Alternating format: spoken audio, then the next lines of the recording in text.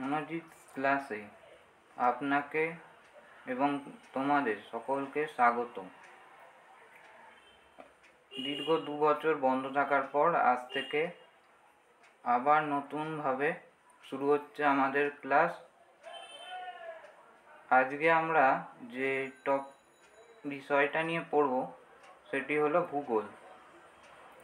ভূগোলের মধ্যে আমরা যে ক্লাস 6-এ একটা টপিক সৌরজগৎ, সেটার সম্পর্কে আজকে আমরা কিছু গুরুত্বপূর্ণ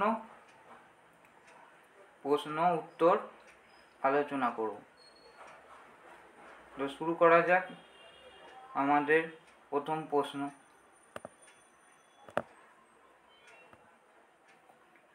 প্রথম প্রশ্ন দেখা যাচ্ছে, সূর্য থেকে পৃথিবীর দূরত্ব কত? সূর্য থেকে পৃথিবীর দূরত্ব হলো 15 কোটি কিলোমিটার।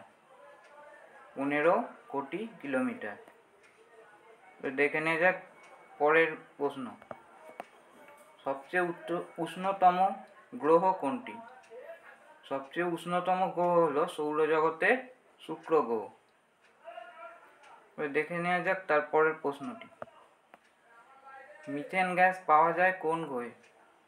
ইউরেনাস গ্রহে মিথেন গ্যাস পাওয়া যায়, সেই কারণে ইউরেনাসকে সবুজ রঙের দেখায় মহাকাশে। সূর্যের সবচেয়ে কাছের গ্রহ কোনটি? সূর্যের সবচেয়ে কাছের গ্রহ হলো বুধ গ্রহ। এটি সূর্যের খুবই কাছে রয়েছে। নীল গ্রহ কোনটি? পৃথিবীকে নীল গ্রহ বলা হয় কেন? কারণ পৃথিবীতে 3 ভাগ জল এবং 1 ভাগ স্থল। তা বেশিরভাগ জলের পরিমাণ থাকার কারণে পৃথিবীকে মহাকাশ থেকে নীল দেখায়। পরের প্রশ্ন। ডোয়ার্ফ প্ল্যানেট কাকে বলে? প্লুটোকে ডোয়ার্ফ প্ল্যানেট বলে। 2006 সালে জ্যোতির্বিজ্ঞানীরা দেখেন যে প্লুটো গ্যাসীয় একটি গ্রহ। এর মধ্যে মহাজাগতিক কোনো বস্তু এসে পড়লে এটাকে অতিক্রম করার কোনো বিশেষ ক্ষমতা নেই। প্লুটোর কোনো অতিক্রম করার ক্ষমতা নেই, ফলে সেই মহাজাগতিক বস্তু সরাসরি প্লুটোর উপর গিয়ে পড়ে।